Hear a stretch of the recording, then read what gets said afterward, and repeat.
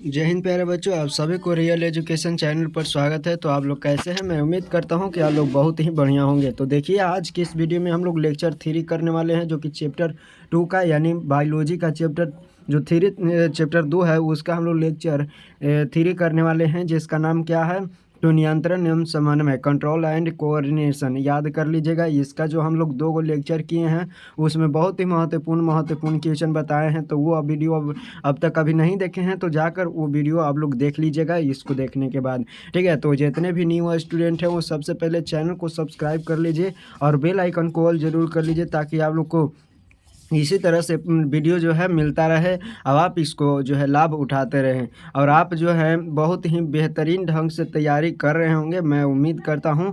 तो आप लोग चैनल से जुड़ लीजिए, ठीक है, जुड़ जाइए। और आपको जो है यहाँ से बहुत ही हेल्पफुल मिलने वाला है, क्योंकि अभी हम लोग बायोलॉजी का सीरीज चला रहे हैं। बायोलॉजी का 3 गो चैप्टर जैसे ही समाप्त हो जाएगा उसके बाद हम लोग फिजिक्स का भी चलाएँगे, जियोग्राफी का भी चलाएँगे, हिस्ट्री का भी चलाएँगे। सारा चीज़ हम लोग धीरे धीरे कवर करते चलेंगे। तो ध्यान से आप लोग देखिए, जितने भी न्यू स्टूडेंट है वो सबसे पहले चैनल को सब्सक्राइब कर लीजिए और बेल आइकन को ऑल कर लीजिए। उसके बाद जो है आप लोग दोस्तों के पास शेयर जरूर कर दीजिए और लाइक वीडियो को जरूर कीजिएगा, ठीक है। तो देखिए, हमारा क्वेश्चन यहाँ से छूटे हुआ था, जहाँ से हम लोग जो पिछले वीडियो में बताए थे कि यहाँ से हम लोग को करना है।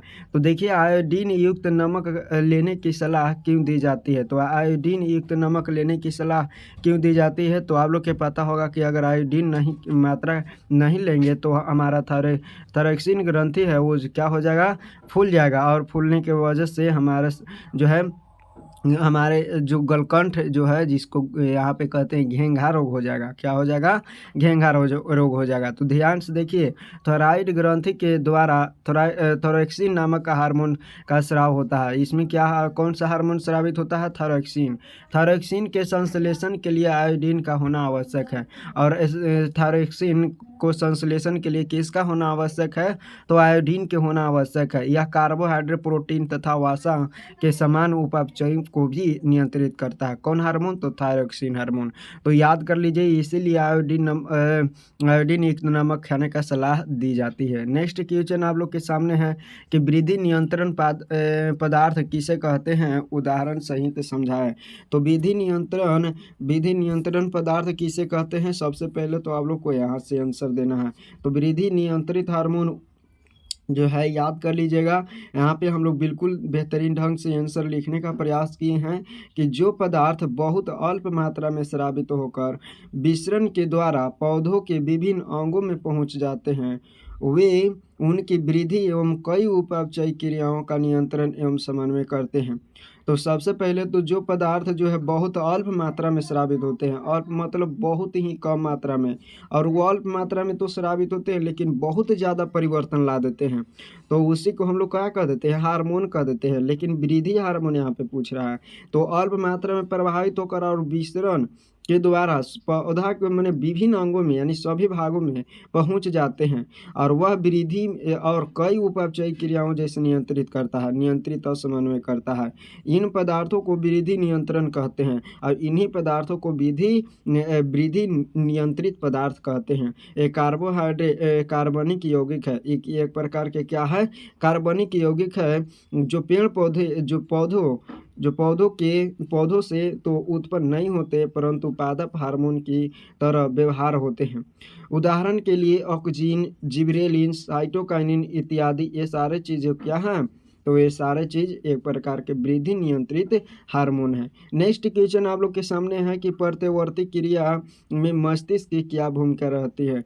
तो प्रत्यवर्ती क्रिया में मस्तिष्क की क्या भूमिका रहती है, ये पिछले वीडियो में भी बताया है। तो देखिए, प्रत्यवर्ती क्रिया में मस्तिष्क का भूमिका यही रहती है कि वो कैसा जो है निर्णय ले। ठीक है, निर्णय मतलब कि वो कैसा रिएक्शन करे प्रत्यवर्ती क्रिया में। जैसे कांटा चुभ गया तो कैसा रिएक्शन होना चाहिए, हाथ जल गया तो कैसा रिएक्शन होना चाहिए। तो मस्तिष्क का ही एक प्रकार के सोचने और समझने की क्षमता रखती है। तो ध्यान से देखिए, मनुष्य का सोचने वाला भाग अग्र मस्तिष्क, यानी जो मनुष्य जिस सोचता है, ठीक है, विचार करता है, तो वो कौन सा मस्तिष्क है? तो अग्र मस्तिष्क है। कौन सा मस्तिष्क? अग्र मस्तिष्क। इसमें विभिन्न ग्राही संवेदी आवेग प्राप्त करने के लिए क्षेत्र होते हैं। इसमें जो है विभिन्न जो ग्राही विभिन्न क्या होते हैं? आवेग मतलब कि सूचना, ठीक है, प्राप्त करने के लिए क्षेत्र होते हैं। सामान्य प्रतिवर्ती क्रिया जैसे पतली के आकार में परिवर्तन तथा पतली के आकार में परिवर्तन तथा कोई सूची क्रिया जैसे कि क्या है? खिसकाना, ठीक है, खिसकाना,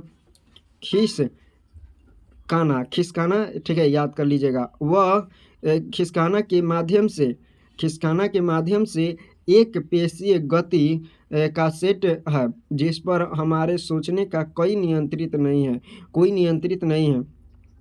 क्रियाओं में से कई मध्य मस्तिष्क तथा पक्ष मस्तिष्क में भी नियंत्रित होती है। तो देखिए कुछ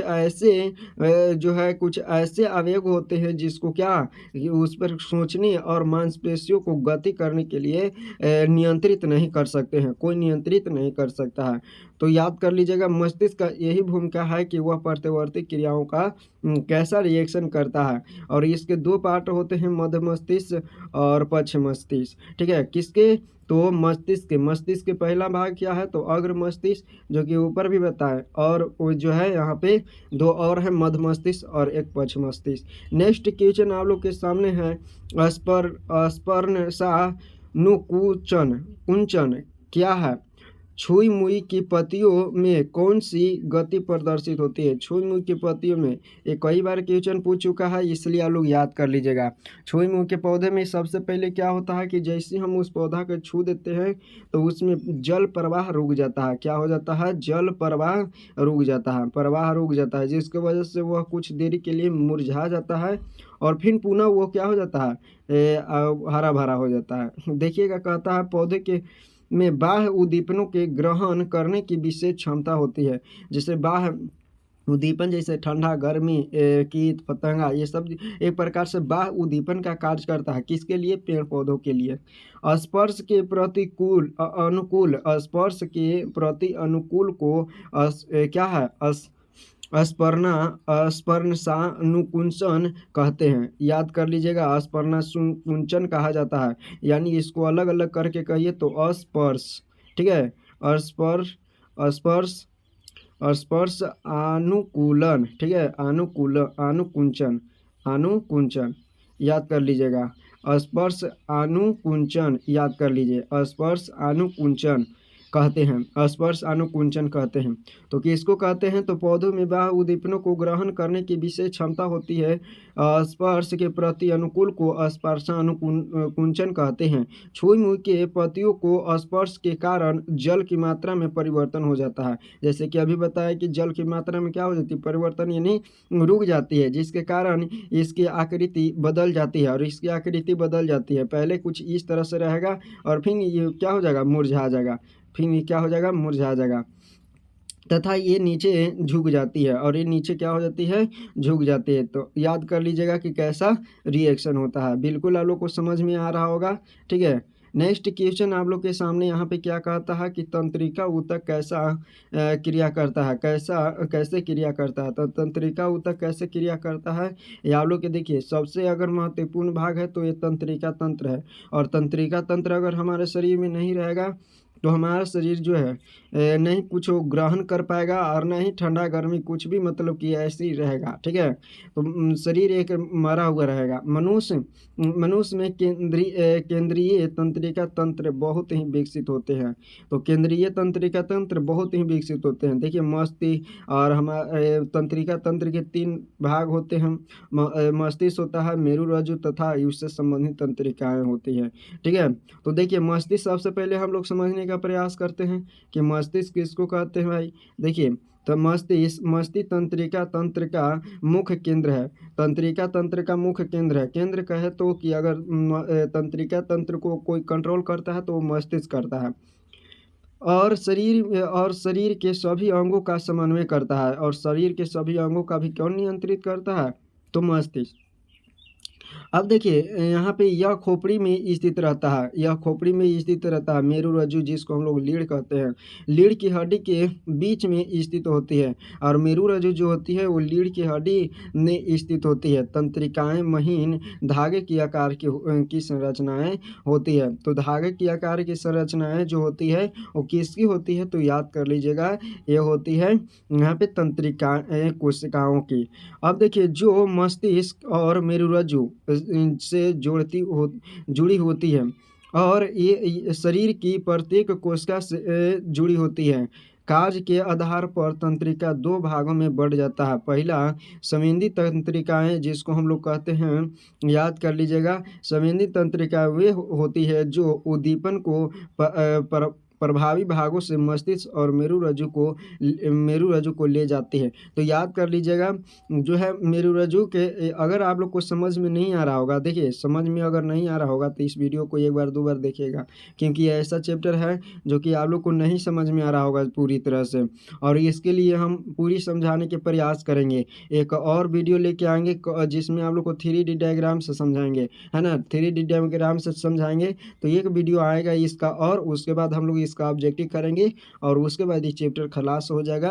अब चलेंगे नेक्स्ट जो है क्या कहते हैं चैप्टर की ओर, जिसका नाम है रिप्रोडक्शन, यानी कहे तो जनन। ठीक है, तो जनन भी हम लोग 3D डायग्राम के माध्यम से देखेंगे अगर नहीं समझ में आएगा तब। तो ध्यान से देखिए, नेक्स्ट इसी में क्या कहता है कि एक होते हैं प्रेरण निकाय। प्रेरण तंत्रिकाएं वे होती है जो उद्दीपन का जो है उत्तर प्रभावी भागों तक ले जाता है, उत्तर प्रभावी भागों तक ले जाता है, यानी जहां उसका तंत्र जाना चाहिए, ठीक है, वहां तक ये ले जाता है। नेक्स्ट क्वेश्चन आप लोग के सामने यहाँ पे क्या कहता है, आप लोग ध्यान से देखिए। कहता है कि मनुष्य में कौन सी ऐसी ग्रंथि है जिसमें जो है एंजाइम तथा हार्मोन दोनों स्रावित होते हैं। तो वैसी ग्रंथि जो है कौन सा है जो कि एंजाइम मतलब कि जो पचाने वाला परिवर्तन करने वाला दोनों ही स्रावित होता है। तो कौन सा, तो देखिए अंगन्यास है, ठीक है। अंगन्यास एक ऐसी ग्रंथि है जिसमें एंजाइम तथा हार्मोन दोनों स्रावित होता है। यह छोटी आंत के पास पाई जाती है। तो याद कर लीजिएगा, अंगन्यास कहाँ पाई जाती है, तो छोटी आंत के पास पाई जाती है। इसमें एंजाइम और हार्मोन दोनों जो है क्या होता है, पाया जाता है। तो याद कर लीजिएगा एक बार, ठीक है, अब याद हो गया होगा। हम एक अगरबत्ती, ठीक है, क्या करते हैं, अगरबत्ती की गंध का पता कैसे लगाते हैं। हम अगरबत्ती का जो है, हम एक अगरबत्ती का गंध के पता कैसे लगाते हैं, ये आप लोग के बताना है। तो देखिए हम लोग क्या करेंगे, अगरबत्ती या किसी गंध का पता हम अग्र मस्तिष्क से करते हैं। अग्र मस्तिष्क जो है वही कंट्रोल करता है कि किसका गंध है। गंध का पता करने के लिए संवेदी केंद्र होता है। किसको, संवेदी केंद्र कहेगा कि गंध के पता लगाने के लिए क्या होती है, तो संवेदी केंद्र होती है। क्या होती है, संवेदी केंद्र होती है, जिसके गंध की सूचना प्राप्त होती है, जिससे क्या होती है, गंध की सूचना प्राप्त होती है। नासिक में उपस्थित घ्राण ग्राही के कारण हम एक अगरबत्ती की गंध की पता लगाते हैं। तो याद रखिएगा, जिसका घ्राण शक्ति, किसको, तो घ्राण शक्ति यानी घ्राण शक्ति जितना अधिक रहेगा उसमें सूंघने की क्षमता उतना ही अधिक होता है। जैसे में कुत्ता का घ्राण क्षेत्र बहुत अधिक होता है, वह सूंघता है, और सबसे कम मनुष्य का होता है, ठीक है, मनुष्य का कम होता है, किसके, कुत्ता के अपेक्षा। तो इसमें सूंघने की क्षमता क्या होती है, कम होती है। तो याद कर लीजिएगा, ठीक है। नेक्स्ट क्वेश्चन आप लोग के सामने है, हम एक अगरबत्ती की गंध की पता कैसे लगाते हैं, ये तो अभी क्वेश्चन देखें। नेक्स्ट क्वेश्चन आप लोग के सामने है, यहाँ पे जलानुवर्तन दर्शाने के लिए अभिकल्पना की संक्षिप्त चर्चा कीजिए। अभिकल्पना की संक्षिप्त चर्चा करना है, कि इसके जलानुवर्तन दर्शाने के लिए अभिकल्प की संक्षिप्त क्या करना है, चर्चा करना है। तो ध्यान से आप लोग देखिएगा, कहता है कि जालू अनुवर्तन दर्शाने के लिए हम लकड़ी का उपयोग से क्या करते हैं, खुला बॉक्स लेते हैं, इसमें मिट्टी व खाद का मिश्रण डालते हैं। इसके लिए एक सिरे पर एक पौधे लगाए जाते हैं। बॉक्स में पौधों की विस्तृत दिशा में एक कीप मिट्टी से गाड़ दिया जाता है। उसके बाद जो है यहाँ पे पौधों को उसी कीप में प्रतिदिन पानी डाले जाते हैं। ये लगातार एक हफ्ते के बाद पौधे के निकट की मिट्टी को हटाकर हम ध्यान से देखें तो पौधे की जड़ें जो है कि वृद्धि उसी दिशा में दिखाई देगी जिस दिशा में कीप के द्वारा पौधों की सिंचाई की जाती थी। तो ये एक प्रकार का प्रयोग है जलानुवर्तन में। जलानुवर्तन में क्या है कि आप लोग ध्यान से देखिएगा, जलानुवर्तन में क्या है, आप लोग ध्यान से यहाँ पे देखिएगा। जैसे एक पौधा हम लोग ले लेंगे, एक पौधा ले लेंगे यहाँ पे, जैसे एक पौधा ले लेंगे, क्या कर लेंगे, एक पौधा ले लेंगे और इस पौधों के यहाँ पे एक पौधा यहाँ पे क्या करेंगे, जहाँ पे पानी कुछ भी नहीं है, यहाँ पे पानी नहीं है, उतना पानी नहीं है जितना आप लोग इस पौधा के चाहिए, है ना। तो इस पौधा को चाहिए और यहाँ पे जो है हम लोग क्या करेंगे, यहाँ पे एक गड्ढा खोद देंगे, एक क्या कर देंगे, गड्ढा खोद देंगे और इस गड्ढा में पानी डालेंगे, एक क्या करेंगे, पानी डालेंगे, ठीक है, पानी डालेंगे। ये गड्ढा में क्या करेंगे, पानी डालेंगे। अभी पानी डालेंगे तो इसमें जो है यहाँ से जो क्या हो जाएगा, सौदेगा जिसको हम लोग कहेंगे, तो इधर तक अगर पानी जाएगा, अब ये जो जड़वा रहेगा ये जड़ इस तरह से मुड़ जाएगा, इस तरह से मुड़ जाएगा। तो इसलिए हम लोग एक प्रकार के प्रयोग में देखते हैं और जब खोद के देखते हैं माटी तो देखते हैं कि जड़ इसका सारा जड़ इस तरह से प्रभावित हो रहा है, यानी जल की ओर गति कर रहा है। तो इसलिए जो है पेड़ पौधा में इस तरह से साबित कर सकते हैं। तो इस तरह से आप लोग को चैप्टर ए भी होता है समाप्त और इस चैप्टर में जितने भी ऑब्जेक्टिव बनेगा उसको आप लोग एक बार देख लीजिएगा। ऐसे हम करा देंगे चौथा लेक्चर में आप लोग की इसका ऑब्जेक्टिव और चौथा वीडियो में आएगा इसका जो है 3D वीडियो के माध्यम से हम समझाने वाले हैं पूरा एक समरी के रूप में। और इसका जो है 5वां लेक्चर आएगा ऑब्जेक्टिव के, थोड़ा अपने से भी क्या करें ऑब्जेक्टिव लगाएं, आ रहा है कि नहीं आप लोग को समझ में। तो इस तरह से आप लोग को जो है ये चैप्टर समाप्त हो गया। इसमें भी हम लोग 3 वीडियो लेक्चर देख लिए, 3 लेक्चर देख लिए, तो तीनों लेक्चर आप लोग बिल्कुल जाकर प्लेलिस्ट में देख सकते हैं, हमारा वीडियो देख सकते हैं, चैनल पर अपलोड कर दिया गया है। तो चलिए मिलेंगे नेक्स्ट वीडियो में इसके 3D डायग्राम के साथ, 3D वीडियो के साथ। तब तक के लिए जय हिंद। आप लोग लाइक और सब्सक्राइब करने में किसी भी तरह से कमी नहीं कीजिए।